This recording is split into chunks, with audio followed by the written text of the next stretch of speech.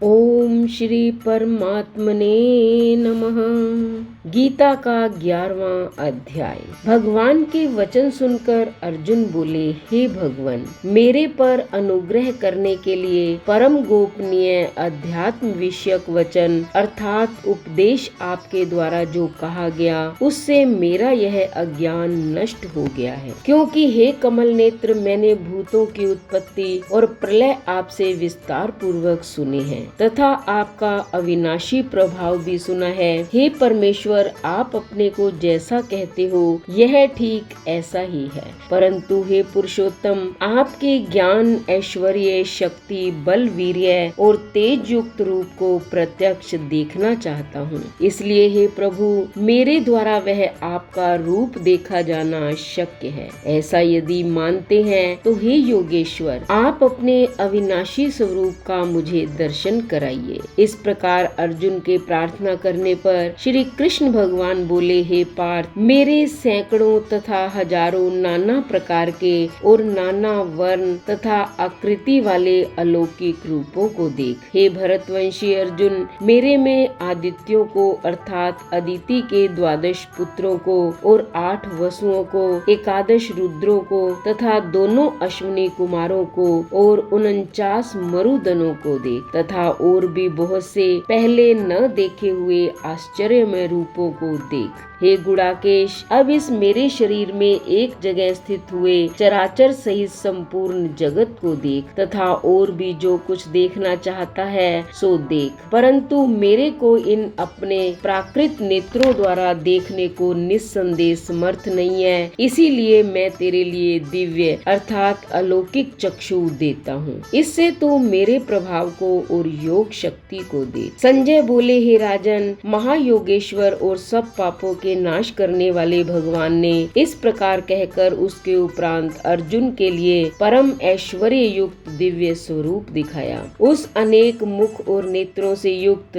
तथा अनेक अद्भुत दर्शनों वाले एवं बहुत से दिव्य भूषणों से युक्त और बहुत से दिव्य शस्त्रों को हाथों में उठाए हुए तथा दिव्य माला और वस्त्रों को धारण किए हुए और दिव्य गंध का अनुलेपन किए हुए एवं सब प्रकार के आश्चर्यों से युक्त सीमा रहित विराट स्वरूप परम देव परमेश्वर को अर्जुन ने देखा। हे राजन, आकाश में 1000 सूर्यों के एक साथ उदय होने से उत्पन्न हुआ जो प्रकाश होवे, वह भी उस विश्व रूप परमात्मा के प्रकाश के सदृश कदाचित ही होवे। ऐसे आश्चर्यमय रूप को देखते हुए पांडु पुत्र अर्जुन ने उस काल में अनेक प्रकार से विभक्त हुए अर्थात पृथक पृथक हुए संपूर्ण जगत को उस देवों के देव श्री कृष्ण भगवान के शरीर में एक जगह स्थित देखा। उसके अनंतर वह आश्चर्य से युक्त हुआ हर्षित रोमों वाला अर्जुन विश्व रूप परमात्मा को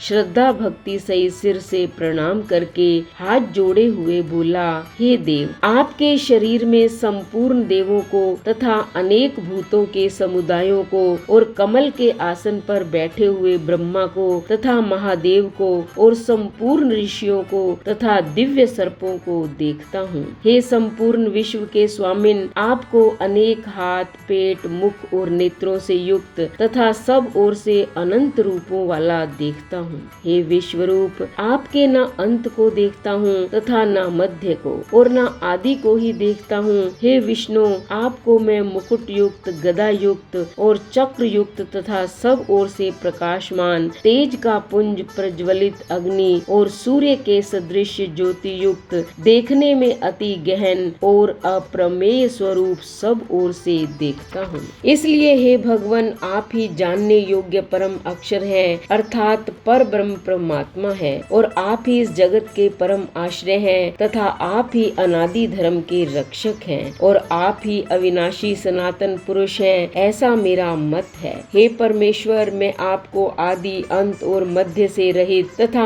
अनंत सामर्थ्य से युक्त और अनंत हाथों वाला तथा चंद्र सूर्य रूप नेत्रों वाला और प्रज्वलित अग्नि रूप मुख वाला तथा अपने तेज से इस जगत को तपायमान करता हुआ देखता हूँ। हे महात्मन, यह स्वर्ग और पृथ्वी के बीच का संपूर्ण आकाश तथा सब दिशाएं एक आप से ही परिपूर्ण हैं तथा आपके इस अलौकिक और भयंकर रूप को देखकर तीनों लोक अति व्यथा को प्राप्त हो रहे हैं। हे गोविंद, वे सब देवताओं के समूह आप में ही प्रवेश करते हैं और कई एक भयभीत होकर हाथ जोड़े हुए आपके नाम और गुणों का उच्चारण करते हैं तथा महर्षि और सिद्धों के समुदाय कल्याण होवे ऐसा कहकर उत्तम उत्तम स्तोत्रों द्वारा आपकी स्तुति करते हैं। हे परमेश्वर, जो एकादश रुद्र और द्वादश आदित्य तथा 8 वसु और साध्यगण, विश्वदेव तथा अश्विनी कुमार और मरुदगण और पितरों का समुदाय तथा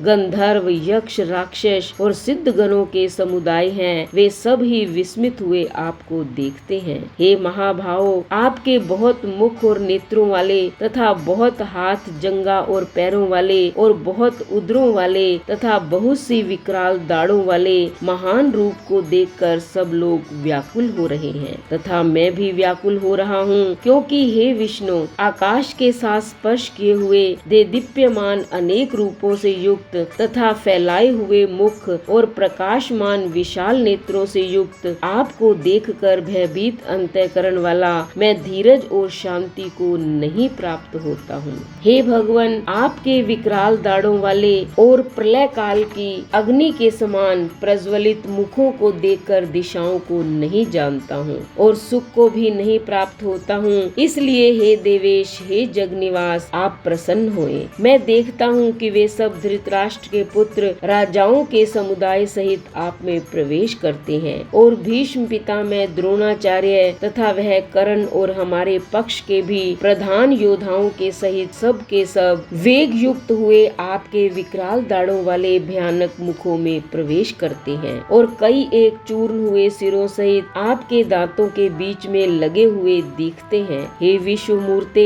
जैसे नदियों के बहुत से जल के प्रवाह समुद्र के ही सम्मुख दौड़ते हैं अर्थात समुद्र में प्रवेश करते हैं, वैसे ही वे शूरवीर मनुष्यों के समुदाय भी आपके प्रज्वलित हुए मुखों में प्रवेश करते हैं। अथवा जैसे पतंग मोह के वश होकर नष्ट होने के लिए प्रज्वलित अग्नि में अति वेग से युक्त हुए प्रवेश करते हैं, वैसे ही ये सब लोग भी अपने नाश के लिए आपके मुखों में अति वेग से युक्त हुए प्रवेश करते हैं और आप उन संपूर्ण लोकों को प्रज्वलित मुखों द्वारा ग्रसन करते हुए सब ओर से चाट रहे हैं। हे विष्णु, आपका उग्र प्रकाश संपूर्ण जगत को तेज के द्वारा परिपूर्ण करके तपायमान करता है। हे भगवान, कृपा करके मेरे प्रति कहिए कि आप उग्र रूप वाले कौन हैं। हे देवों में श्रेष्ठ, आपको नमस्कार होवे। आप प्रसन्न होइए। आदि स्वरूप आपको मैं तत्व से जानना चाहता हूँ, क्योंकि आपकी प्रवृत्ति को मैं नहीं जानता